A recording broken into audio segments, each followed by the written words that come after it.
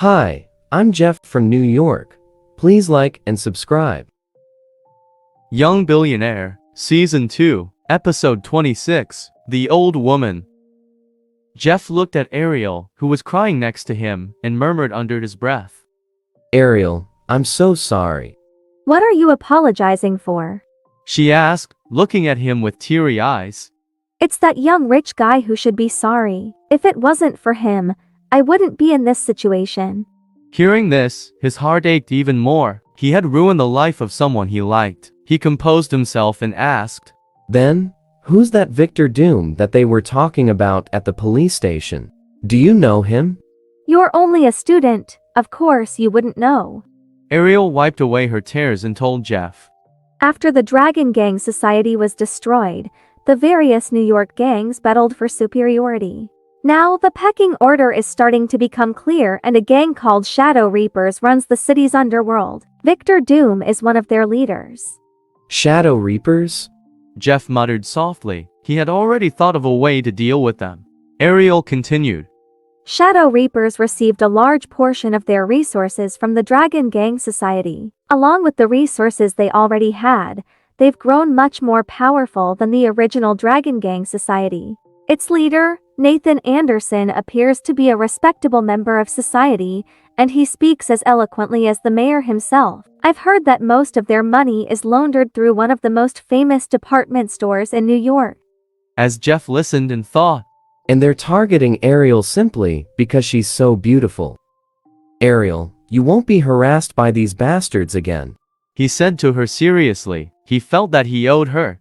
Okay. She replied softly. She was touched, but didn't take his words to heart. He was only a student and she was up against the Shadow Reapers. How could Jeff protect her or himself? Bang, bang, bang. At this moment, someone thudded on the door. Open the door, Ariel, right now. It's him. Her expression turned into one of terror. Jeff frowned and asked, Victor Doom? Yes. Now quickly hide. He'll kill you if he sees you. I'm not afraid. I promised Haley that I wouldn't let you to get bullied again by this thug. He looked determined. Ariel went to him and kissed him on the corner of his mouth. He was stunned for a moment. Thank you. I'm very touched by your kindness, but now is not the time to be a hero. She said calmly. Then she took advantage of his shock and pushed him into the bedroom.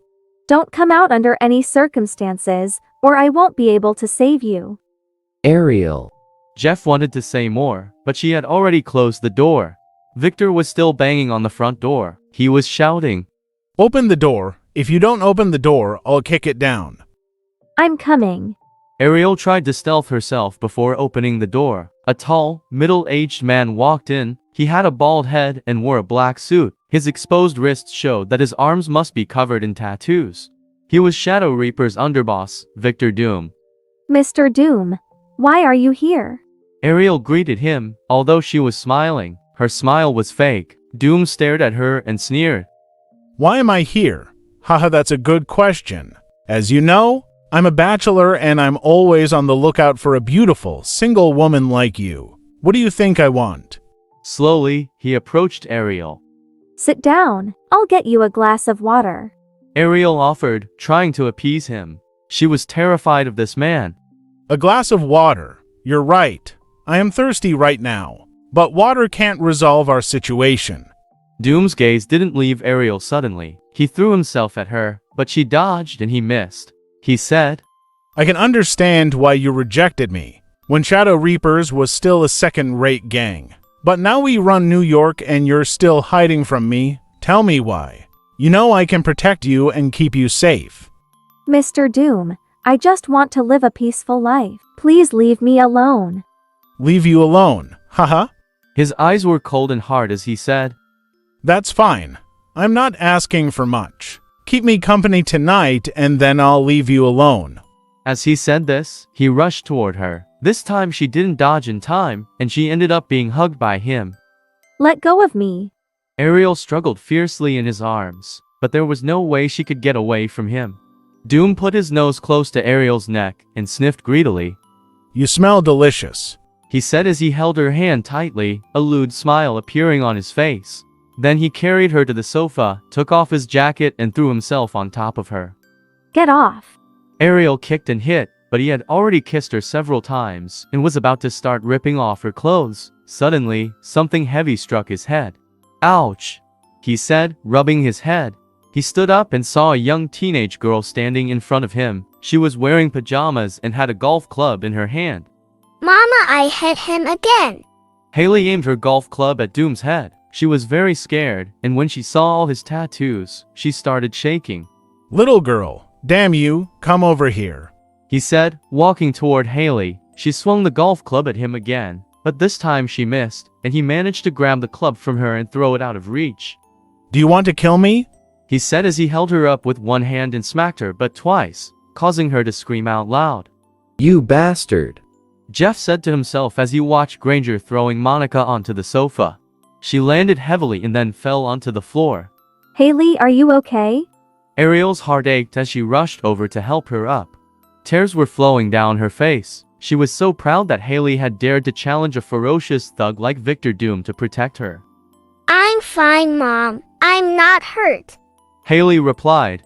But I'm no use. I can't beat this horrible man. She fell off the sofa onto the floor. How can she not be hurt? Ariel thought anxiously. Mother and daughter, haha. I'm so lucky today. Such a young beauty and such a mature beauty. We're going to have fun together tonight. Doom said with an obscene smile as he unbuckled his belt. He walked toward Ariel and Haley. This night will be unforgettable for both of you. Haley, hurry up and go to the bedroom. Ariel pushed her away. She thought. No one can stop this beast now, but I need to make sure that he only has his way with me. Haley is still a child. How can he even think about laying a finger on her? I'm not leaving. I want to protect you.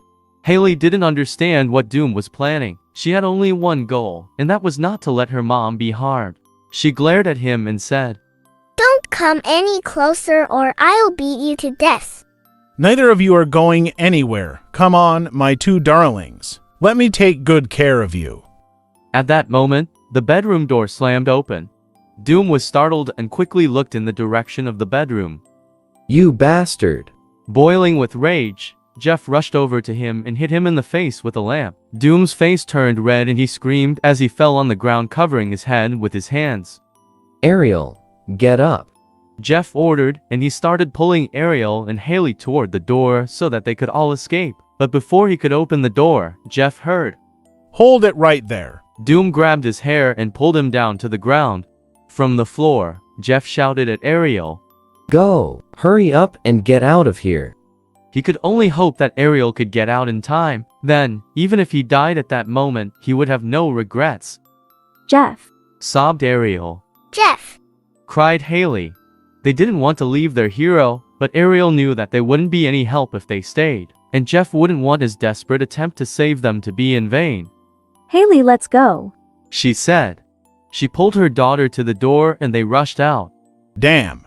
Covered in blood, Doom looked terrifying. He raised his fist, which was as big as a sandbag, and tried to punch Jeff, who was still lying on the ground. Jeff dodged and Doom's fist slammed into the floor instead.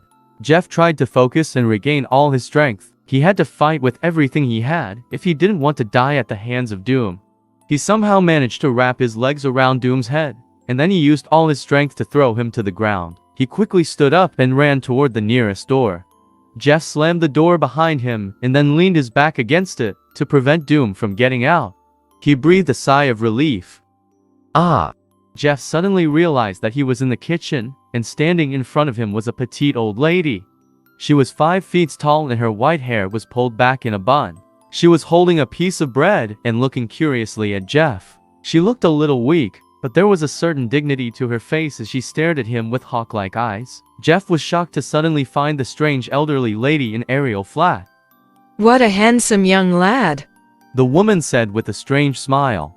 Her voice sounded very old and frail. Suddenly, the old woman threw away the bread. Her feet shuffled slightly and in the blink of an eye, she was standing in front of Jeff. Her hand was reaching toward his neck.